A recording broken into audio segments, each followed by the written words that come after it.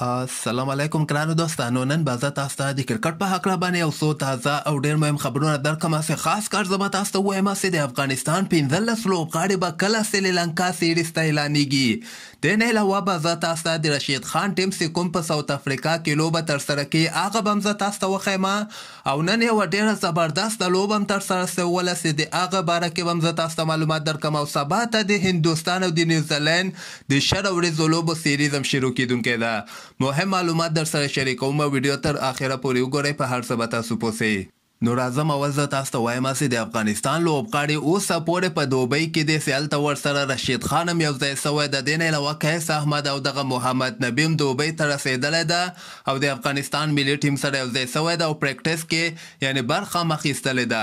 خو د افغانستان لوبغاړي چې کوم دی د سریلانکا په طرف باندې به د همدغه میاشتې 20 نومبر باندې که خیر روان سي هغې نه مخکې یعنې 20 نومبر باندې به د افغانستان 15 یا 14 لوبغاړي دغه سریلانکا ته اعلان سي.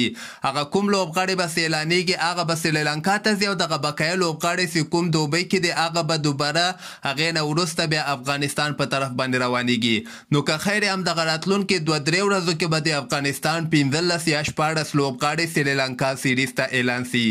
دې نه علاوه به زه تاسو ته د رشید خان ټیم هم وښیم کوم به چې ساوت افریقا لیګ کې لوبه ترسره کړي. ساوت افریقا لیګ هم کال 2023 یعنې جنوري میاشته کې که خیر ترسره کیدونکی ده. دغه مخامخ تاسو کتلی سئ چې ډېر خطرناکه ټیم ده کوم به چې رشید خان ورته هم لوبه ترسره کړي. په دغه لوبغاړو کې کاګیسو راباډا ده د ساوت افریقا فاست بالر ده، ریم لیوینګسټن د انګلند ډېر زبردست راونډر ده، دې نه علاوه جورج لینډې ده، وقار سلام خیل ده او دې نه علاوه اوډین سمیت ده او وندر دوسن دا د ساوت افریقا زیاتره پکې د ساوت افریقا لوبغاړي دي. خو دغه شپږ لوبغاړي چې کوم دي دغه بیا خارجي لوبغاړي دي. دغه سیم کرن چې کوم دغه فاینل لوبه کې T20 ورلډ کپ فاینل لوبه کې چې کوم پاکستان 3 لوبغاړي اوټ کړي او د افغانستان 15 لوبغاړي اوټ کړي ول او د نړیوال جام کپ بهترینه لوبغاړي هم دغه سیم کرن اعلان شوی او دغه به هم رشید خان سره لوبه ترسره کړي.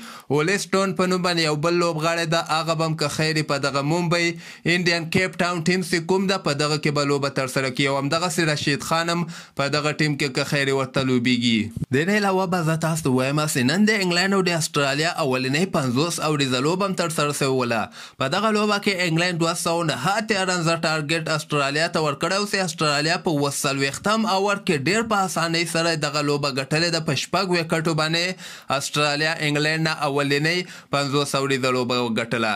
په دغه لوبې ته که موږ راسو ډیوډ میلانس چې کوم د انګلند لپاره یو 40 رنزه کړي دي او لاندې کې ډیوډ ویلي ورته 40 مهم رنزونه کړي دي او بالرانو کې پیټ کمنس 3 لوبغاړي اوټ کړي او ایدم زمپام ورته 3 لوبغاړي اوټ کړي. خو د استرالیا د اولني 3 لوبغاړو ډېر ښه بیټینګ ترسره کړي، یعنې ډیوډ وارنر 80 رنزه کړي، ټریوس هیډ 9 کړي او سټیو سمیت بیا 80 رنزه کړي دي. لاندې کې کیمرون ګین 6 رنزه کړي او الکس کیری 21 رنزه کړي. نو د استرالیا ټیم ته په کتو سره د 50 اوریزو لوبو لپاره هم دوی سره یو بهترینه ټیم ده.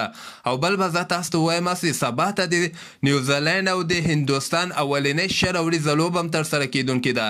دغه لوبه به د افغانستان په وخت باندې سهار ټایم کې 11 بجې شروع کیږي او که تاسو غواړئ دغه لوبه لایو وګورئ نو په سټار سپورټ چینل کې دغه لوبه تاسو لایو هم کتلی سئ.